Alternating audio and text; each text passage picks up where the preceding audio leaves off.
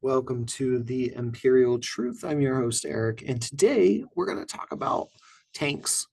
Um, my local gaming store has an event every Thanksgiving called Tanksgiving, and we raise money for, or not raise money, we collect food for our local food banks, and donate them, and then we get together and play a big apocalypse style game and shoot each other across the table and generally have a good time. And yeah, it's been fun. That's coming up, and so I'm thinking about tanks and thinking about Mechanicum armor, and how much stuff I would have to paint to bring things. But yeah, it's we're going to talk about armor in our Mechanicum forces. Now, as a quick note, we do have a few super heavies in our faction. We're going to do them in a separate video. I started doing this and got into their rules, and there is a lot. So we'll save them for a little bit later and include them in a future video. So there are a few rules that we have to discuss beforehand. And if I miss anything, please let me know in the comments. And if you like this video, subscribe, leave a comment, like it, burn some incense to the machine god, all of the things. The first of these rules is the Battlesmith Servo Arm Machinator Array interaction. So at its core, Battlesmith is very simple. Before or after you move, you make an intelligence check. You select a vehicle, automata, or walker within 6 inches, and you do one of these two things. You can either remove a number of wounds from your model equal to the number of your Battlesmith. So if you are an Archmagos, as is in this image, and you Battlesmith and you have Battlesmith 4, you're going to remove 4 hull points or wounds down to your base hull points or wounds a number. Or you can remove a number of statuses equal to X, where X is equal to your Battlesmith. So either wounds or statuses, but not 2 statuses and 2 wounds or something like that. The servo arm gives you +1 to your Battlesmith ability. So it gives you, if you're Battlesmith 3, because you're a Magos, you go to Battlesmith 4. Servo arms are really useful on our tech priests, which are Battlesmith 2, right?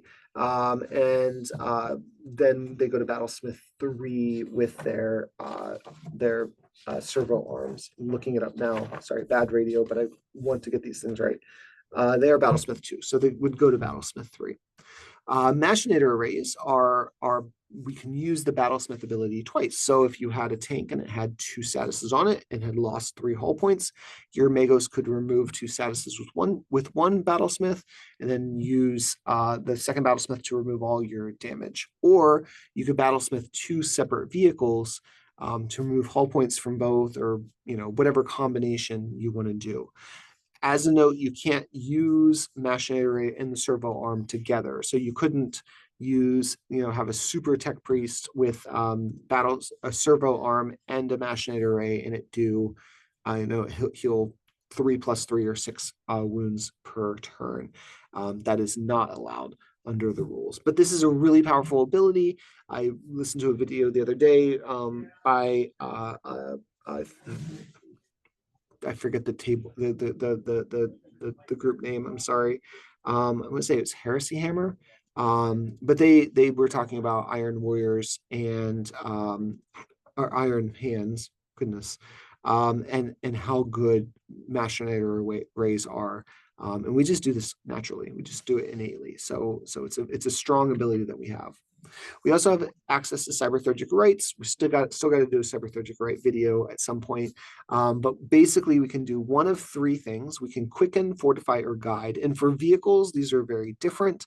Quicken gives us +3 inches to our movement.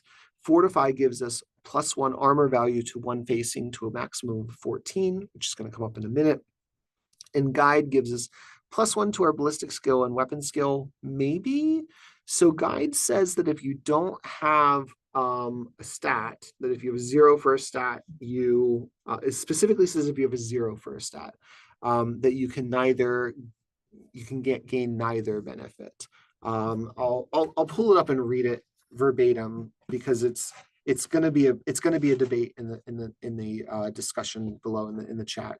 And that's good. Let's have a debate because our book is really poorly written in some places. All right, so a model under the effects of this cyberthergic status being guide gains a bonus of +1 to its ballistic skill and weapon skill characteristics. If a model has a base weapon skill or a base ballistic skill of 0, then this cyberthergic status has no effect on it, and it gains no bonuses to any characteristics from it. So to me, because vehicles don't have a weapon skill of 0, they have no weapon skill. This still would work, question mark? I don't know. It does say in the rulebook that if we have vehicles in combat, we treat it as a weapon skill of 1. So that seems to suggest a 1. But if somebody knows the real answer here, let me know. But yeah, at this point, I'm playing them as I can buff their ballistic skill. We can also use overcharge reactors. So sorry, overcharge reactors gives us one of these 3, but we can also use programming interrupt, which would give our vehicle a free reaction. I don't know if that's good. I don't think it is in most cases, but it is nevertheless there as an option that we can use. Protector of Iron is the Macrotech specific high tech arcana. I think it's the official wording of that. Basically, if you have a Macrotech Archmagos, Magos, or Tech Priest, a vehicle within 3 inches of them can gain 6+ invuln save. If you have more than one vehicle in range of 1 Magos, for example, you have to tell your opponent which one of them gets the 3-up at when you are there within 3 inches. So you have to nominate one. But that's not terrible. It's not bad. It's not great, but it's not bad overall. Iron Phalanx is great though. Iron Phalanx is our apex detachment. So if you have an Archmagos who is Macrotech, you can take this. It gives you 3 armored slots and 3 heavy transport slots. They're all prime. They do have to take the prime conveyor, prime advantage though. So you can't take, weird ones like a Clade Operative or logistical benefit. But prime conveyor is pretty solid. So prime conveyor gives you +1 to your front and side armors up to a maximum of 14, which is really big. It gives you +2 hull points, which is really big. And it gives you +2 transport capacity if you have the transport ability, which is not a huge deal because all of these then have to have the Macrotech keyword, or not keyword, Macrotech faction, which means that you can only take Macrotech units in them as per their most recent FAQ, where they specifically call out that the Mechanicum factions are separate factions. Yeah, that's not great. So you're going to have a bunch of heavy transports that can't really carry most units that are available to you, but you still get the heavy transports, and they themselves can be used to move up the board and block things and do things. So that's not terrible. The last thing I want to point out is hunter killer missiles. Oh my God! So I think that you need to bring hunter killer missiles, guys. 5 points. 5 points. We can bring up to 2 per vehicle. We can put them on the Triaros, the Karacnos, the Macrocarid Explarator, and both versions of the Krios. And the Krios is interesting because the Krios does not come with hunter killers in the kit. So that's curious. Now, they are limited 1. So for 5 points, you get 1 shot, but it is range 48, firepower 1, range strength 9, which is pretty good. AP 3, damage 3, and armor bane. So we talked a while ago about the mathematics of war and how hard land raiders are to kill. This thing will pierce a land raider's armor on a 5 or a 6. Which is 33% of the time, which isn't great, but does 3 damage whenever it does. So that's not nothing. That's pretty stellar. Definitely something to consider as you sort of move through building your stuff. Do you want to pop just 1 hunter killer on a vehicle or 2 hunter killers on a vehicle? I mean, I think it's a no-brainer if you have some points left over at the end, if you start to put some hunter killers on things. So let's start looking at our vehicles, and we're going to go through these one at a time and just kind of overview them. Sometimes we'll talk about the weapons, sometimes we won't talk about the weapons. Yeah. So the Triaros Armored Conveyor is a heavy transport slot. It is 200 points, which is really expensive compared to what it was in the previous edition. It has the Mechanicum keyword, so it can be any of our factions, but it's going to be Macrotech if you put in the Macrotech Apex detachment. Keep in mind that we can't mix our factions. So if you have a unit of Ursarex that you want to put in a transport and a unit of Thalex that you want to put in a transport, you have to have 2 separate Triaros and 2 separate detachments to do that, because one's going to have to be Lacrimata and the other one's going to have to be Reductor, and we can't mix that. They do have movement 10, so they're reasonably fast. They have ballistic skill 4, which is solid. They have 14, 12, 12 with 7 hull points. That's a pretty good stat line, not gonna lie. The choo-choo train is durable. And 22 transport, which is really good. That's a lot of models, so we can kind of fit in here, or a lot of a decent number of bulky models. So these are going to be really good for getting our guys up the board and making sure that they survive until they get there. We can still get out and charge. You can still get out and shoot. Overall, I really like this. You can get out from, you don't have to measure from the hatch anymore. You're measuring from that side, so you can measure from the front or back of the vehicle, which is pretty far away from the hatch. Overall, it's got some decent utility. It does come stocked with a flare shield. Flare shields we'll talk about in a minute, but they basically get rid of armor bane, which is not as good as they were in second, but still, nothing to complain about. We talked about how hard it is to kill something like a land raider, and we can take flare shields and have land raider stats. So if you put this guy in the Macrotech Apex attachment, it's going to be 14, 13, 12.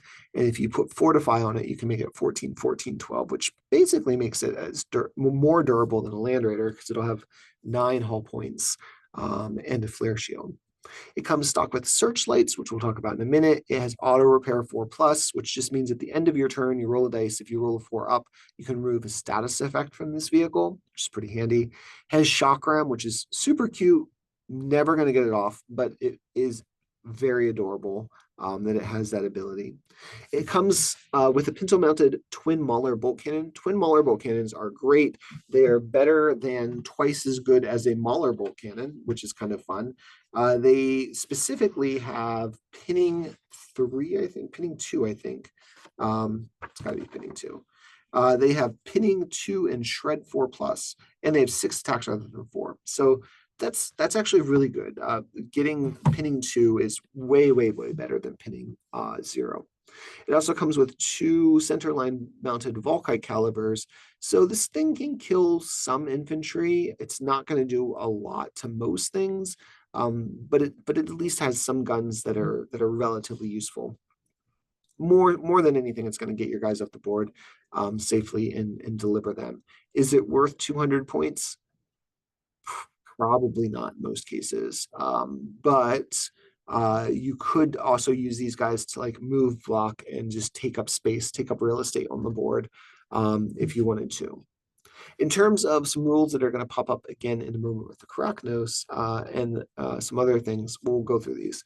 So searchlights, they increase the damage mitigation target number by 1 for shroud damage. So if your opponent uses smoke to shroud, instead of a 5 up, they might be at a 6 up for their shroud save if you have line of sight to the target. It's fine. It's fine. It's not great. It's especially not great since you cannot then make shrouded mitigation tests in response because you've got your searchlight. But I will say that, like, I don't think we have smoke or anything, so I don't think we can actually do those anyway. It's fine. I mean, you can't not have it. So I guess it's got to be fine, right, for us. Flare Shield ignores the Armor Bane special rule. When you make an armor penetration test against the vehicle, it's like I said, it's not as good as it was previously, but it's still not bad. I'll take it. It makes us a little bit more durable against las cannons and multi-meltas and things like that. So that's nothing to cry about. Shockram, I've just quoted it here, honestly. I just quoted it here. And this is verbatim, spelling and all. I pointed that out because of the invulnerable save without the capital S. Sometimes they just show that they didn't proofread our book very well. All right, so when a model with this special rule, Shockram rule, and the vehicle type, which I guess some maybe don't have, I don't know, moves through an enemy unit. So that's something you can do in 3rd edition. You can just drive through your opponent's models. The number of hits inflicted is increased from D6 to D6 plus 3. Furthermore, if the reactive player declares death or glory reaction with a vehicle that has this special rule as the target, then the vehicle with this special rule gains a 6+ invulnerable save against all hits inflicted as part of their reaction. So couple things. Death or glory is a reaction that you can do if you're going to get driven over. Basically, if you decide to stand there and throw a melt-a-bomb at the vehicle or something. It's probably not going to come up a whole lot, but it lets your opponent basically try and kill your vehicle or do damage to your vehicle. The driving over enemy units does D6 plus 3 hits. That's fine. My main concern with this, and I haven't played with these enough to kind of make this a thing, is that I am really worried that the length of this vehicle is going to be a problem. So you might start 2 or 3 inches away from your opponent, but the overall vehicle is like 8 inches long. So you need to move so that the back end of your vehicle crosses over the last enemy unit or enemy model in the unit that you just drove over. I don't think that's going to happen very often. It might, but it's going to be hard to get off. But it will be funny if you ever do it. So there's that. It's different than ramming in the previous edition where you just have to make contact with the enemy. The Karacnos is an armored unit. It's only 235 points, which is a bargain for what this thing does. It has the Macrotech keyword, or sorry, Macrotech faction. I'm gonna get better about that at some point. It has movement 10, which is gonna be important in a minute. Ballistic skill 4, which is solid. 14, 12, 12, just like the Triaros. Has 7 hit point or hull points, just like the Triaros. It has a flare shield as well, searchlights, auto repair 4+, and shock ram, exactly like the previous tank. Where this is distinguished is its weapons, as 2 sponson mounted lightning locks and a hull mounted Karacnos mortar battery. So let's look at those weapons because I think it's worth looking at. I think I have a typo, and I'm so sorry for the typo. Holy crap! What a terrible podcaster. Having a panic attack right now. Yes, I did. Oh God. All right. So I put the lightning cannon rules on our lightning lock. So we'll go over that in a second. I apologize for that. So the Karacnos mortar battery is a range 60, firepower 1, range strength 6, AP 4, damage 1 weapon with 5-inch blast, barrage 2. We'll come back and talk about that in a minute. Poison 2. We'll talk about that in a minute. Phage toughness, pinning 3. This is a solid gun.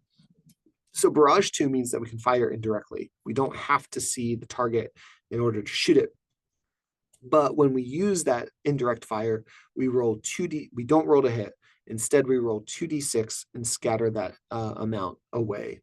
Now, if you have a Cognos Signum, you can get around this by ignoring the barrage roll. So you can basically direct fire something that the guy with Cognos Signum can see.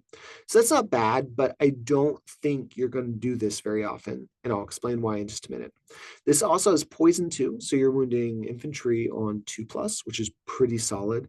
And phage toughness. So if you do a wound to a unit, they are -1 toughness for the game. Please don't ever forget that. It's very powerful. So you can do that. And it's pinning 3. It's pinning 3. It's pinning 3. That's so good. Pinning 3 is outstanding. So this is a really good gun. The lightning lock those are also good guns. So they're sponson mounted, which means that if you shoot the lightning locks at a different target than you shoot the Karacnos mortar battery, the mortar battery is now snap firing, which is not a huge deal because we still blast and we'll still scatter D6 inches and still probably hit most of what we want. We just won't do maximum damage. And then the lightning locks are 36-inch range, firepower 1, range strength 7, AP 3, damage 2, blast 3 inches. Sorry. Lightning cannon, which we'll talk about in a minute. Shred 5+, breaching 5+, which is pretty decent, and then suppressive 0.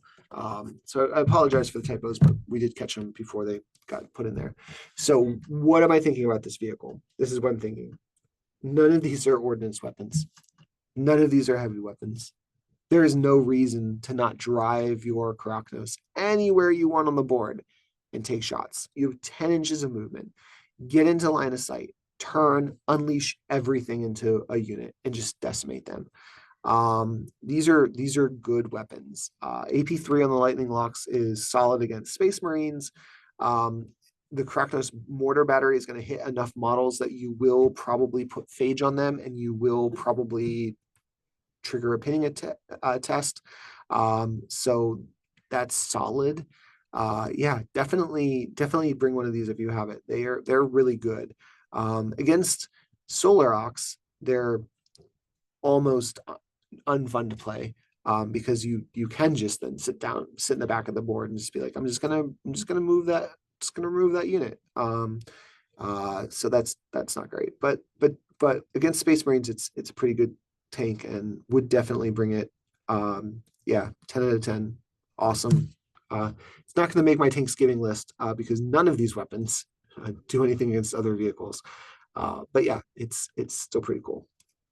All right, the Krios battle tank comes in 3 flavors, but 2 are the battle tank. One is the Venator, which we'll talk about in a minute. So this is an armor slot. They are a measly 135 points with the Macrotech keyword. They are 14 inches of movement with ballistic skill 4, 13, 12, 10. Not a great defensive stat line, but we can buff that. And 5 hull points. So in the Macrotech detachment, they go to 14, 13, 10, and then 7 hull points, which is actually pretty good for 135 points. They have auto repair 4+ in the rapid rule, which we'll talk about in a minute. They have a center line mounted lightning cannon. Spoilers, you just saw the stats for the lightning cannon. Or you can swap that out for an irradiation blaster, which I don't think you're gonna do, and I'll talk about why I think that in a minute. They can also take 2 sponson mounted Volkite calibers, which are decent guns. I'd be curious to know your thoughts in the comment section whether or not you think that this is worth it. I can see the argument for saying just run it with the lightning cannon and that's it, or maybe the lightning cannon and a hunter killer missile, and just kind of use it as a really light mobile gun.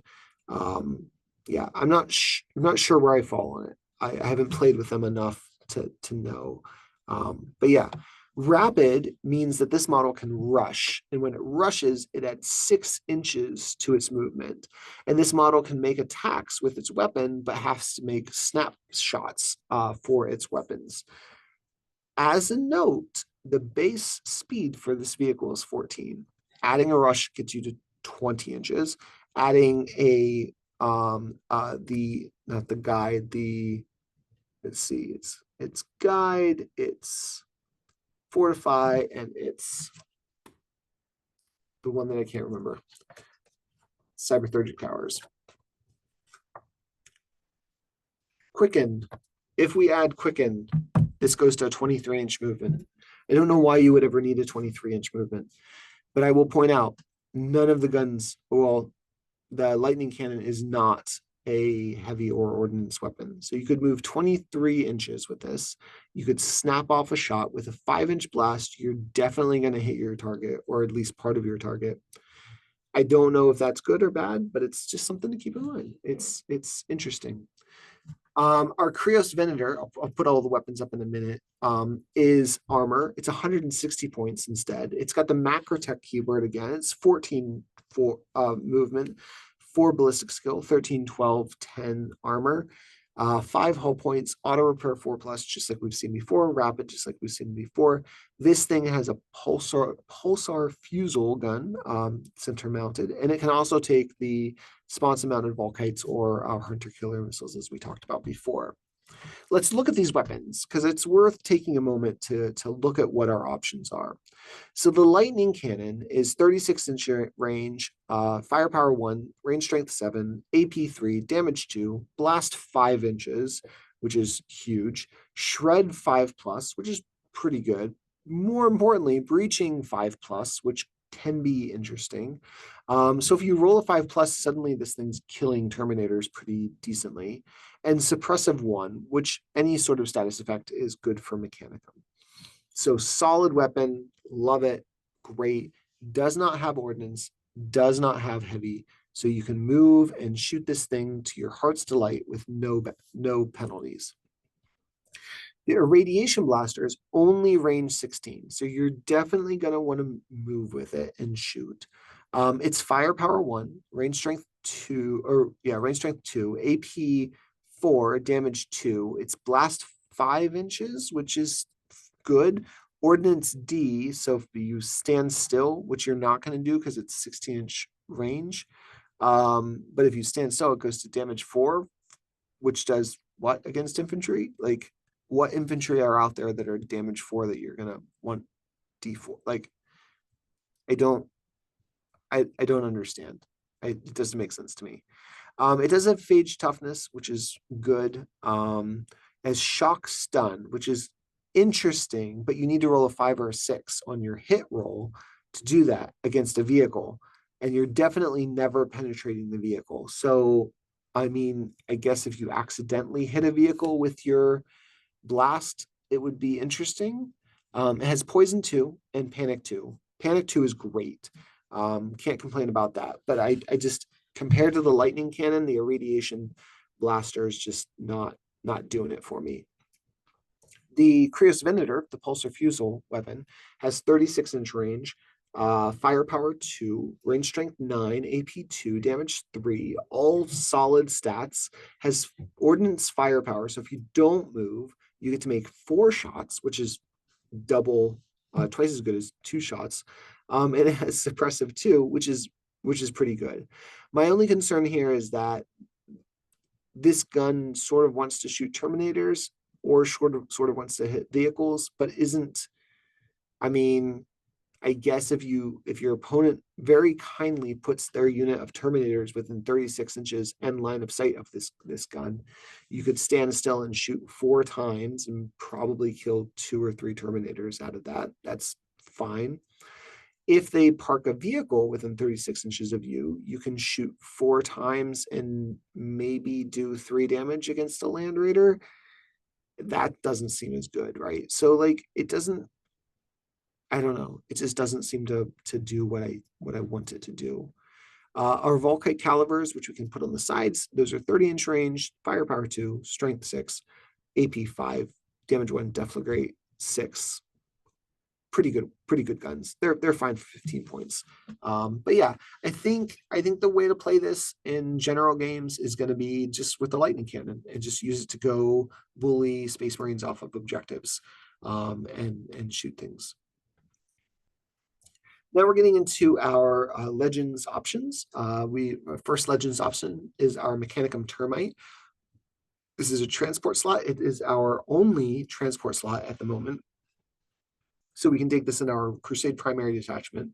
They're only 80 points, so they're really cheap for what they do. They have the Mechanicum keyword, so we can give them whatever keyword we want, which is good because we can mix and match in the Mechanicum primary Crusade detachment.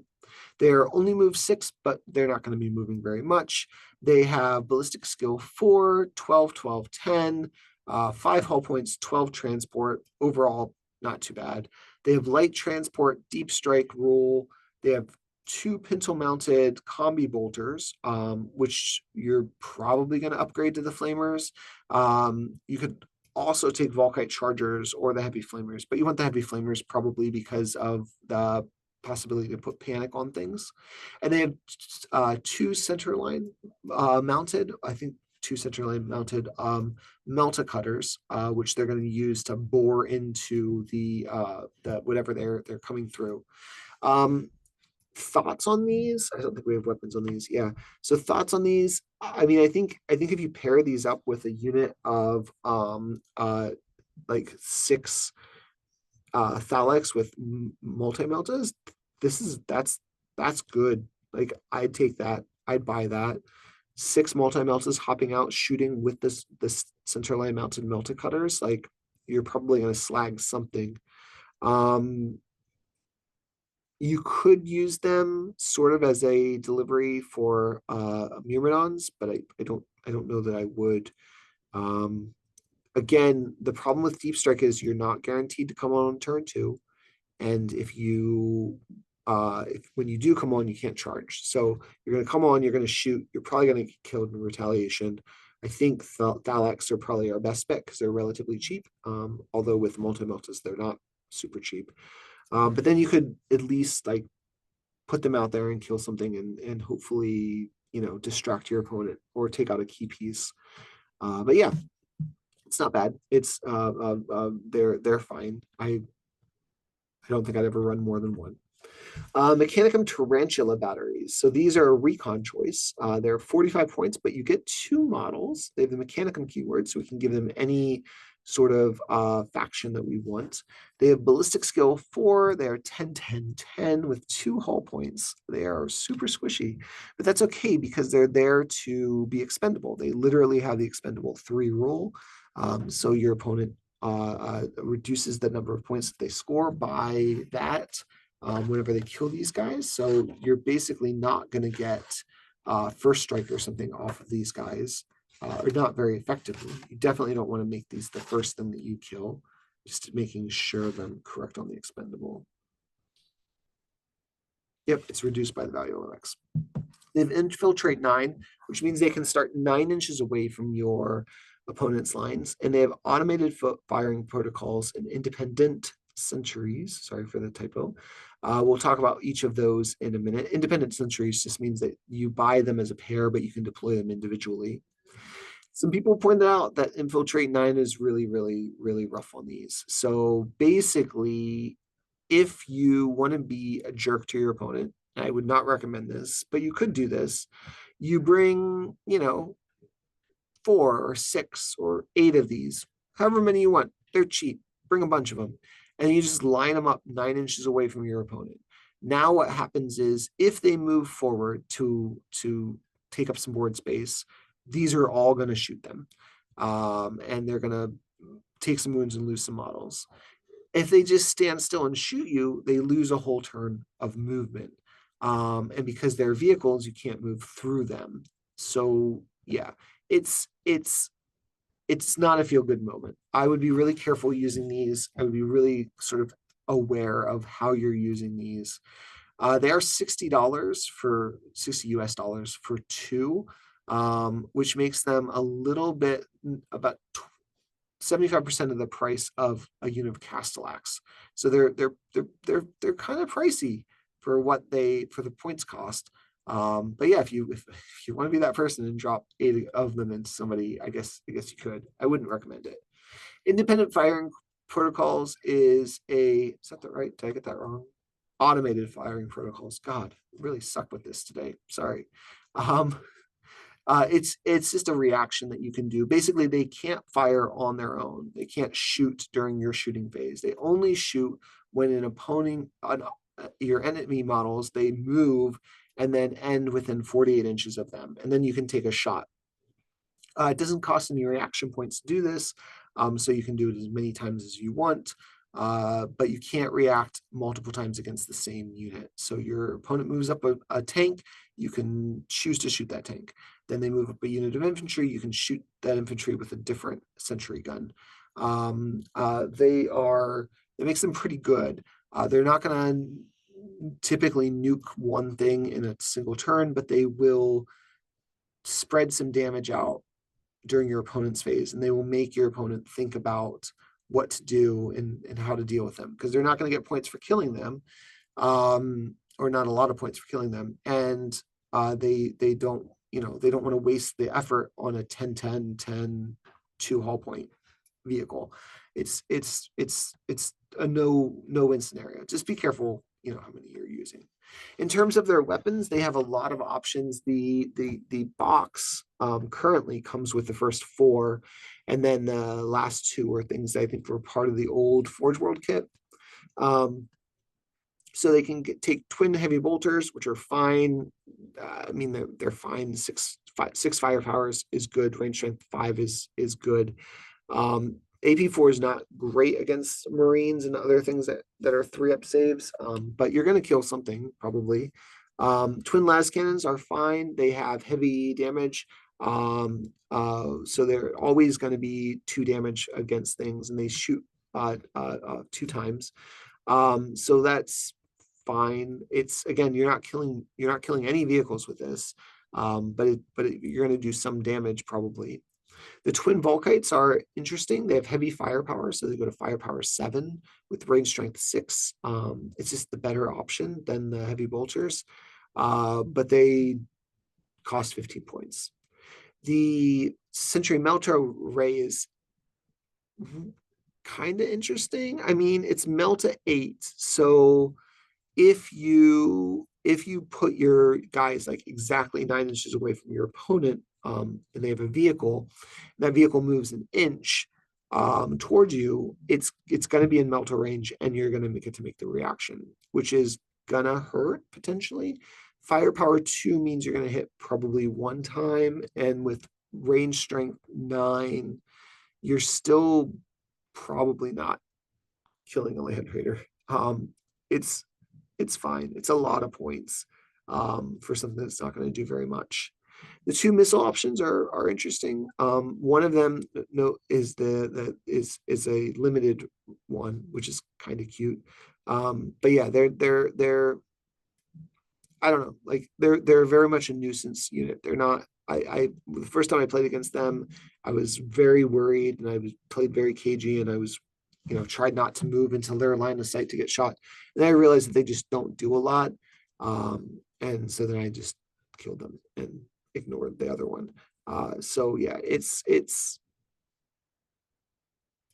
just be careful not to be a dick.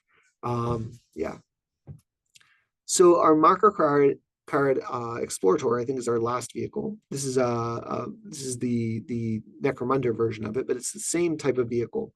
It's a heavy transport. It's 200 points. Macrotech keyword. Comparing this to the Triaros is kind of sad, because this is just better in almost every way. It's movement 10, ballistic skill 4, 14, 14, 14. It's got Land Raider stats, guys. Has 9 hull points. If you put this in the Macrotech detachment, it has 11 hull points. This is never, ever, ever, ever dying.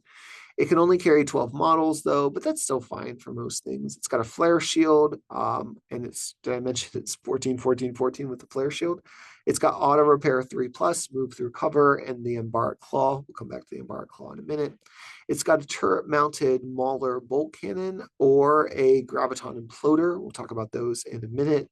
It has searchlights for 5 points. Yeah, probably. Well, I mean, maybe going to put those on there. I don't know.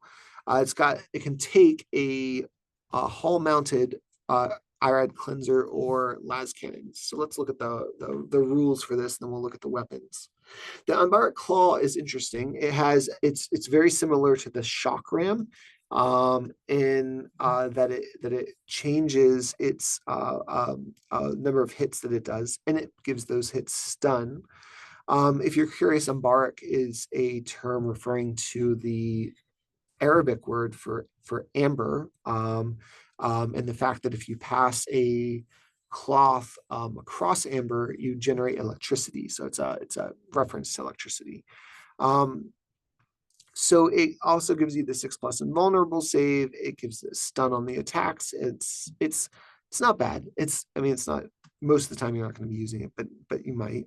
Yeah, that's the Embark Claw in a nutshell. The Macrocarid weapons that are available for it are the Mauler bolt cannon, which is fine-ish.